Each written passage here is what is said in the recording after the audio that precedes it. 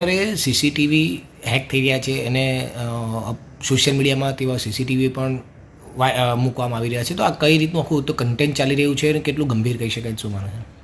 Sir, અત્યારે અગર આપણે સીસીટીવીની વાત કરીએ તો સીસીટીવી જે છે it is very vulnerable because કે અત્યારે આપણે બે વસ્તુ જોઈતું હોય છે સીસીટીવીમાં.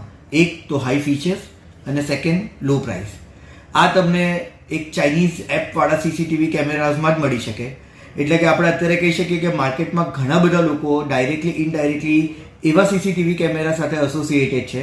યા તો એમાં કોઈક ના કોઈક રીતના ચાઇનીઝ કે થર્ડ પાર્ટી એપ્સ હોય છે, ક્યાં તો પછી એના જે સર્વર્સ છે તે ક્યાં તો થર્ડ પાર્ટી સર્વર હોય ક્યાં તો પછી ચાઇનીઝ સર્વર હોય. આ બધી જ વસ્તુ બહુ જ વનરેબલ હોય છે. પ્રેક્ટિકલી તમે અગર જોવા જાઓ તો સીસીટીવી કેમેરા કે જેના ચાઇનીઝ સર્વર હોય છે તો તેમાં there are certain search engine જેના થ્રુ તમે જ્યારે બી કોઈક અકાઉન્ટ ત્યાં તમે રજિસ્ટર કરો, આફ્ટર પેઇંગ સર્ટન અમાઉન્ટ તમે કોઈ બી જગ્યાનો સીસીટીવી કેમેરો એક્સેસ કરી શકો છો કે જે એ સર્વર સાથે એસોસિએટેડ હોય. એન્ડ બિકોઝ કે મોસ્ટ પ્રોબેબલી ચાઇનાની જ આજુબાજુ આ બધા સર્વર્સ જે છે તે એસોસિએટેડ હોય છે.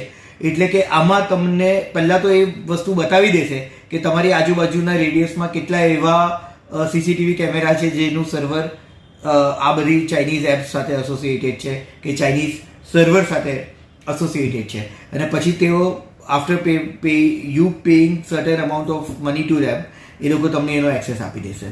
એટલે આ બધી વસ્તુ વિધિન અ સેકન્ડ થઈ શકે છે. અને it is very much important for us to understand કે આપણા જે સીસીટીવી કેમેરાઝ છે તે કેટલા વનરેબલ છે.